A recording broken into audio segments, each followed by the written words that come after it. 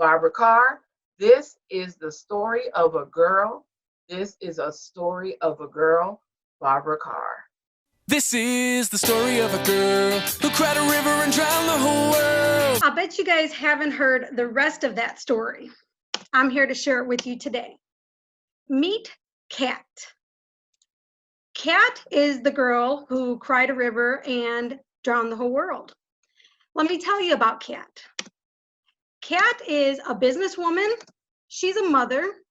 She's a community leader and a track runner who keeps running the same race over and over again, but she never finishes that race.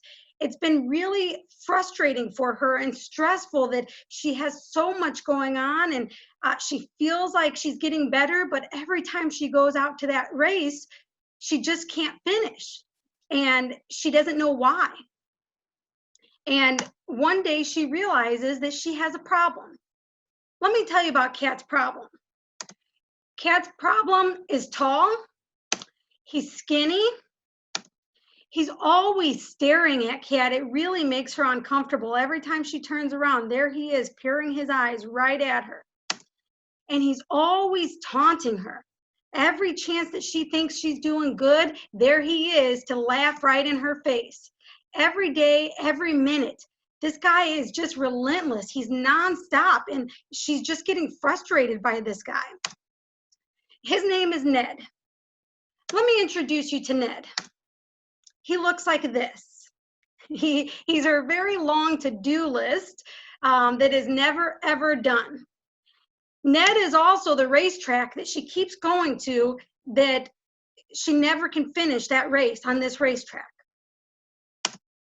Now, she realizes that she has another problem. It's everyone else, everybody in her life that needs her attention, and they're just pulling her in every direction. Her clients, her children, her friends, her family. Every time she thinks that she gets a break, somebody else is saying, Kat, I need you. Kat, can you do this? Kat, this is what I need from you. And it just never stops. And poor Kat is frustrated, and she's feeling defeated, and she doesn't know what else to do. Then she realizes that she's racing against the clock. Everything she's doing, there's never enough time to do it. She's always trying to find more time in the day, and she doesn't understand how there are some people in this world who, even though they get the same 24 hours in the day as she does, they somehow use their 24 hours a little bit wiser than her, and they get more done, and they're more accomplished. And she just wants to know what she's doing wrong that she can't do what all these other people are doing. Why can't she finally beat this race? Why can't she ever get that to-do list done? Why is the clock always against her? And then she realizes she's also against herself. She procrastinates. She has great intentions. She really wants to win that race. She really wants to finish that to-do list. But every time she gets a free moment to breathe, she just can't get herself motivated to do what she knows she needs to do. And she procrastinates. And then that list gets longer, and the racetrack gets longer. And she feels more and more defeated. And then she meets a guide. And this wonderful guide is also a business owner and a mother and a community leader. She's a distinguished Toastmaster and an award-winning track and field runner. She's just who Kat needed to show her the way to success. This guide is everything that Kat hopes to be. She looks at this woman and says, how do you do it? How can I do all of that? You don't seem stressed out at all. Please teach me. And so the guide teaches Kat how to sprint.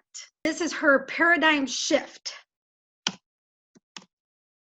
And then this guide also teaches Kat a 6-step process to run and finally finish this race.